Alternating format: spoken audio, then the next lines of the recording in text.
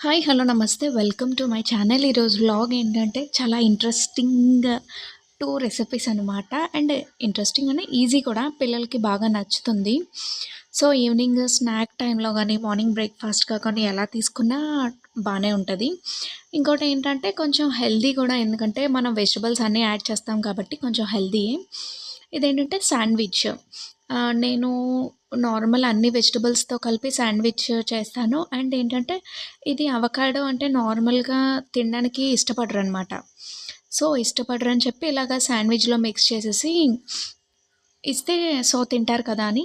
ఇదేంటంటే మనకి అవకాడో తెలుసు కదా, ఇంపోర్టెడే. సో, తెచ్చుకొని బాగా పండిన దాన్ని తీసుకొని ఇలా మ్యాష్ చేసేసి అందులో మనకి కావాల్సిన వెజిటబుల్స్ లైక్ ఏంటంటే ఆనియన్ గానీ, క్యారెట్ ఏంటంటే పీసెస్ కింద కాకుండా తురిమేసి వేసుకున్నాను. అలా అయితే కొంచెం అంటే శాండ్విచ్‌లో ఉంటది కదా పడిపోకుండా. అండ్ ఇంకోటేంటి అంటే టమాటో కూడా చిన్న చిన్న పీసెస్ కింద, అన్నీ గూడా ఏంటంటే చిన్న పీసెస్ కింద చేసుకోవాలి శాండ్విచ్‌కి కదా. సో, అందుకని నెక్స్ట్ ఏంటంటే చిల్లీ ఫ్లేక్స్, ఆరిగానో వేసుకున్నాను.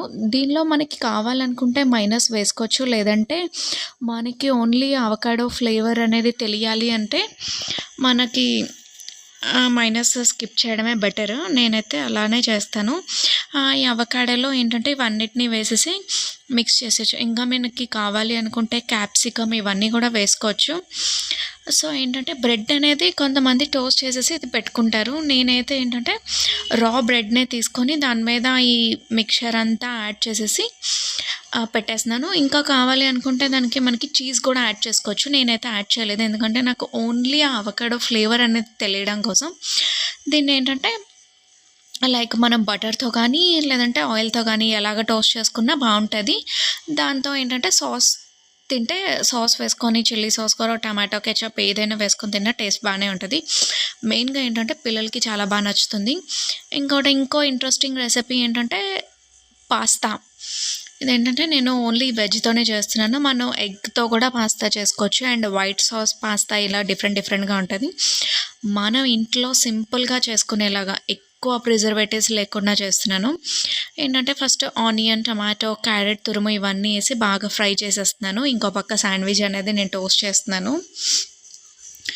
ఈ వెజిటబుల్స్ అన్నీ చిన్న చిన్న మైన్యూట్ పీసెస్ కింద కట్ చేసుకొని టోస్ట్ ఇలా వెజిటబుల్స్ అన్నీ వేసి టోస్ట్ చేస్తున్నాను. ఇదేంటంటే పాస్తా ఆల్రెడీ నేను బాయిల్ చేసి పెట్టుకున్నాను. ఇంకోటేంటి అంటే పాస్తా అనేది కొంచెం ఎక్కువసేపే బాయిల్ అవుతది. లైక్ మ్యాగీలా కాకుండా మ్యాగీ అంటే ఒక 2 మినిట్స్‌లో అలా కుక్ అయిపోతది. కానీ పాస్తా ఒక 3, 4 మినిట్స్ అయితే టైం పడతది. ఎందుకంటే కొంచెం గట్టిగా ఉంటది కాబట్టి కొంచెం ఎక్కువసేపు బాయిల్ చేసుకున్నది చల్లార్చుకొని పక్కన పెట్టుకున్నాను.